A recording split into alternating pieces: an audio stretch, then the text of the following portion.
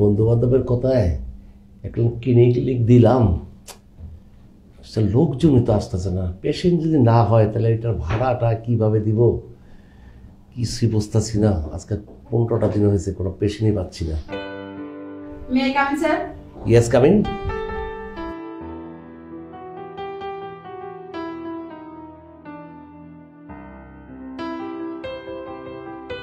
আচ্ছা ম্যাডাম, কি খবর বলেন? স্যার কিভাবে যে বলি লজ্জা শরমের কথা। আসলে স্যার আমার বিয়ের বয়স আজকে 5 বছর, কিন্তু আমার সংসারে কোনো সুখ শান্তি নেই। কারণ আমার স্বামী না অনেক দুর্বল। আমার স্বামী আমাকে কখনো তৃপ্তি দিতে পারে না, সব সময় শুধু আমার গায়ে জ্বালা উঠিয়ে দেয়, কিন্তু আমার এই জ্বালা নিভাইতে পারে না।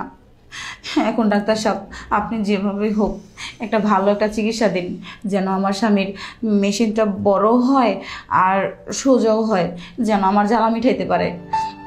ডাক্তার প্লিজ, আপনি না করবেন না, আমি আপনাকে রিকোয়েস্ট করছি, আপনি একটা ব্যবস্থা করুন। ঠিক আছে ম্যাডাম, আমি আপনার কথা বুঝতে পারছি।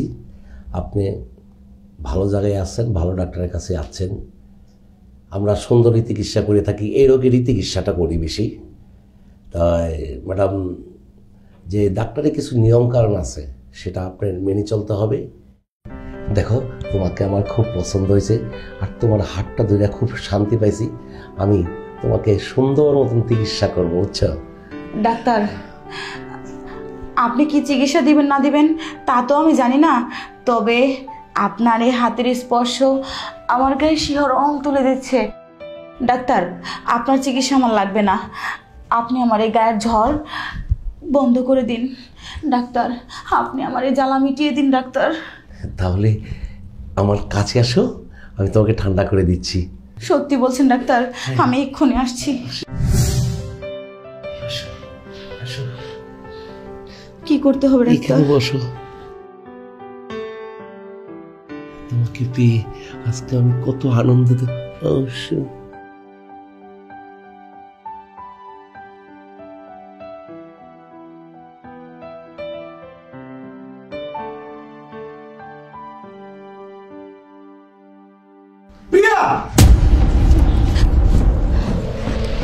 কি করছো তুমি? এটা তুমি কি অন্ধ হয়ে গেছো নাকি? আরে যে ডাক্তার সাহেব, আপনি এটা কি করতেছিলেন? কেন ভাই, চিকিৎসা করছিলাম। এটা কি চিকিৎসা বলে নাকি চিকিৎসা নামের নোংরামি? হ্যাঁ দেখেন ডাক্তার সাহেব, একটা কথা বলি, ডাক্তারের কাছে মানুষ আসে কিসের জন্য? অসুস্থ হইলে রুগী সে আসে ডাক্তারের কাছে সহযোগিতার জন্য বা ভালো একটা চিকিৎসা পাওয়ার জন্য। আর এসে যদি মনের কথা খুলে বলে যে আমার এই সমস্যা, আপনি চিকিৎসা না দিয়ে তার দুর্বল পয়েন্টে আঘাত করবেন, এটা কেমন চিকিৎসা ডাক্তার সাহেব? হ্যাঁ, আপনাদের মতো, শুধু আপনাদের মতো কিছু কিছু অসাধু ডাক্তারের জন্য ভালো ভালো নাম করা ডাক্তারের বদনাম হয়, তা কি আপনি জানেন? আপনি বুঝতে পেরেছেন আমি আপনাকে কি বলছি? হ্যাঁ ভাই, আমি বুঝতে পেরেছি। কাজটা আপনি মোটেও ভালো করেন নাই। আর এই যে তোমাকে বলতেছি, তোমাকে আর কি বলবো? হ্যাঁ, তোমার যৌবনের চাহিদা এত বেশি, তুমি আমাকে বলতে, আমি তোমাকে অন্য একটা ছেলের সাথে বিয়ে দিয়ে দিতাম, তাহলে তো আর তোমার পরক্রিয়া করতে হতো না, নাকি?